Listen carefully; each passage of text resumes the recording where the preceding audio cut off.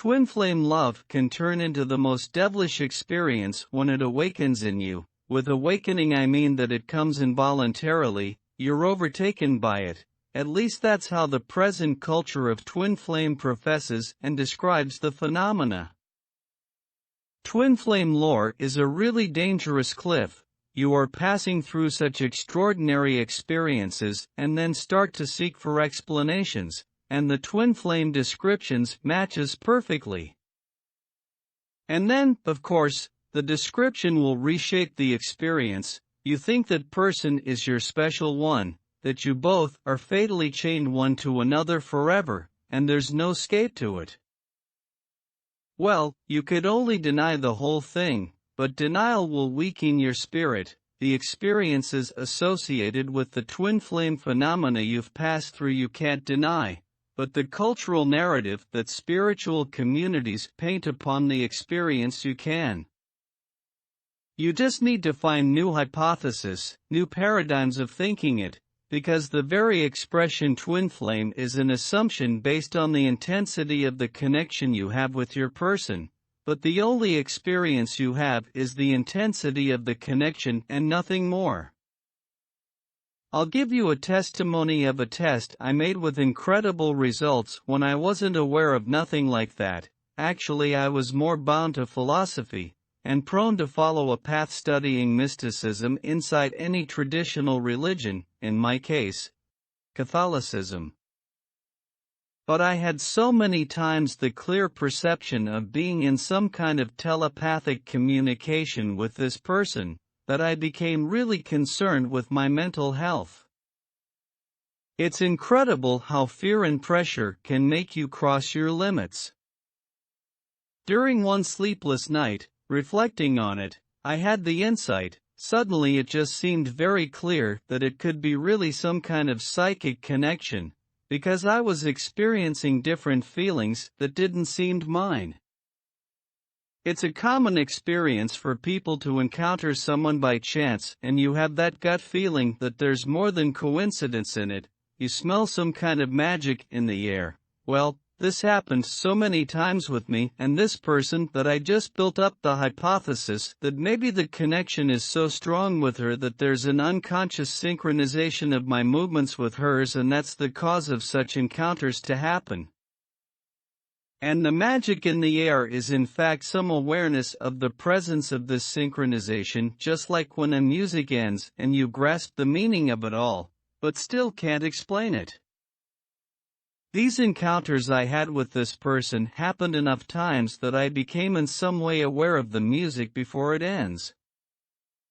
So that night I felt so connected with this person that I took it seriously, and I decided to play a game and test if I was going crazy or not.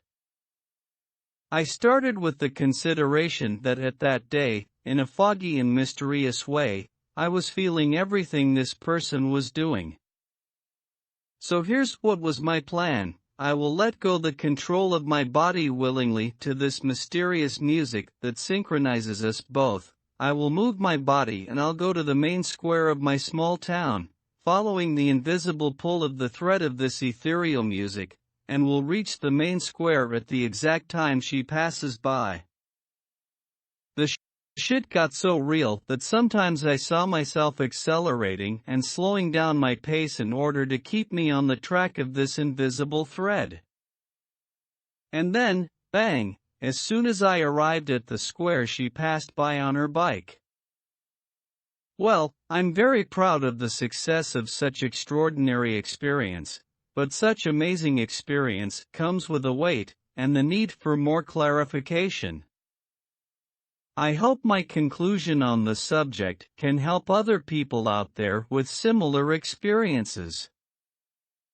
I'll give you some options outside the twin flame mainstream narrative in order to give you chances to escape from its chains. Choose as you please.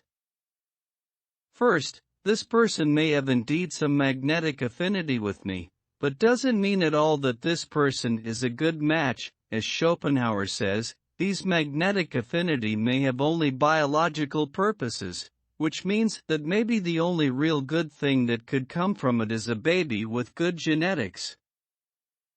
Second, I was practicing spiritual exercises, so maybe I fell victim to an awakening of some extrasensorial perception, but not being prepared to it, ended up enticed in this person's energy, and by feeling it so strongly, I identified it as something special, and by perceiving it as special I became more and more enticed to it, when the main reason for it was just because I had awakened some psychic power. Maybe I am special, not the connection, lol. And this sprouting psychic power led me astray, because not being aware of it I ended up falling on this trap of thinking that something outside me, God, destiny, spiritual connection was behind everything I was experiencing, when the truth is that the real cause was myself, and the spiritual exercises I was practicing.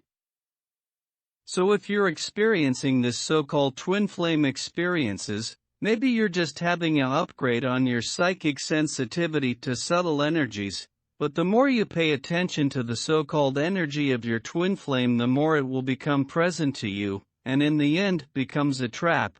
It hurts your mind, so in this case the way out of this mess is the very demystification of this experience as something special, as twin flame, etc. Nah. It's just the first time you could be able to connect to someone like that. There's no chains except the ones you built by yourself. So you may just start practicing to connect with other people. Don't shape the experience and address as something you can only experience with that special person. But if you still want to keep the twin flame lore, we can still break free from it by embracing our divine nature. I believe that our true essence exists in a place where there's only you and the divine fire that nourishes and gives life to your soul. This is the loneliest kind of existence, but the connection between you and God, through this divine fire, is more powerful than the twin flame, and by focusing on it you can break this devilish chain. Consider the twin flame experience an honorable invitation of destiny for you to become divine.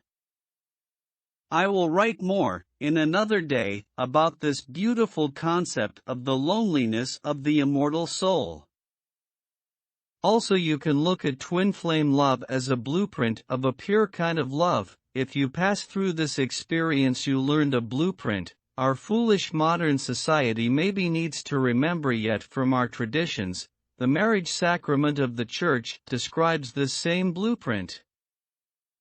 But maybe the most sacred love is the freely and diligently cultivated love, where both parts have agreed to do it freely as in the marriage sacrament of the Church. Maybe this powerful enticing of twin flame love can be cultivated and protected, so maybe anyone can be your twin flame. If you're overtaken by it as fatal destiny seems more like a curse, does it look like nothing divine? Free will should be the first trait of the presence of anything divine. Twin flame may be a blueprint of a powerful love, but the most sacred love is the one that, as the Church says, you have chosen by your own will to become one soul and one flesh with your loved one.